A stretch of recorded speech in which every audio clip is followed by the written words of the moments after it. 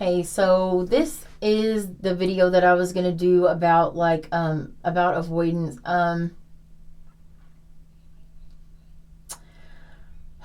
It's not gonna. I just have like a point to make because I stumbled upon. I've seen all the videos about when are they coming back, what are they feeling when they leave, why do they leave, and I guess on some front, if there's maybe somebody that needs insight into their own behavior, that might be helpful.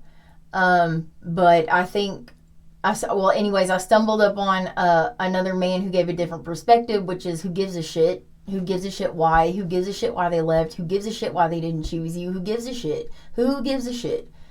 They didn't choose you and they hurt you and they continue to keep coming back in your life and playing with you and then throwing you away like you're absolutely nothing. So who gives a shit? I agree with that, actually. Having dealt with avoidance myself in my life, I agree with that. Who gives a shit? But people could also say the same thing about tarot readings as well. And I agree with that. You should not sit around all day watching tarot reading after tarot reading. I feel like all that ever does is confuse people. I definitely feel like there are a lot of tarot readers online that will just get on there and tell you whatever you want to hear. They're going to tell you that you're getting $1 million next week and your ex is coming back and they're totally changed and they're choosing you. That's not healthy. That's not healthy to sit around and watch that either. So, yeah, it's, although there are tarot readers like me and so many others that will tell the truth if they see this is a toxic relationship, you should not allow this person back in your life. And if you get put out of business by people just finally realizing if somebody leaves that they no longer give a shit, let them leave and move on to the next. They don't watch tarot anymore. Okay. But I don't know. I just feel like my opinion about the whole avoidance situation is I wonder if that term is being overused for calling somebody an avoidant when they're really just a piece of shit.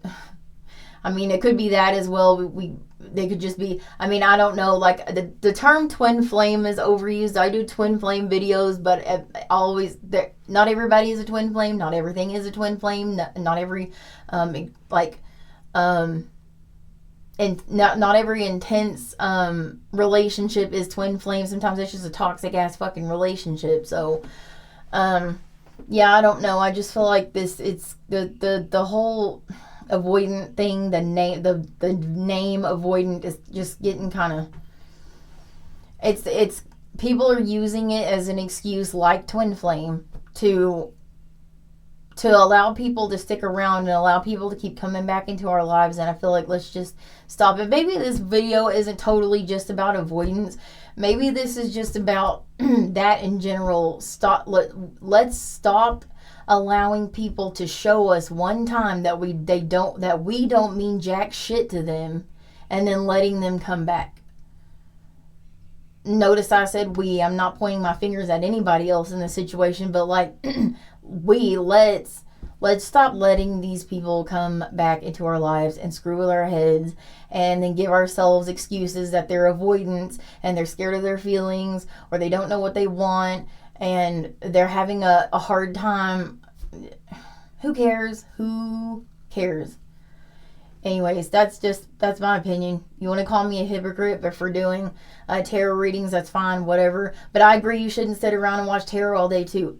You should not. But I do think tarot is useful, just like some people think that doing those videos explaining what avoidance feel is useful. Even though I think they direct it at the wrong person. I think the video should be directed maybe at the person who is the avoidant so they can get some insight into their own bullshit behavior. But anyways, that's just my opinion. You disagree with me, comment you disagree with me. Be respectful about it though. That's fine. Anyway, so that's what I got. Thanks for watching.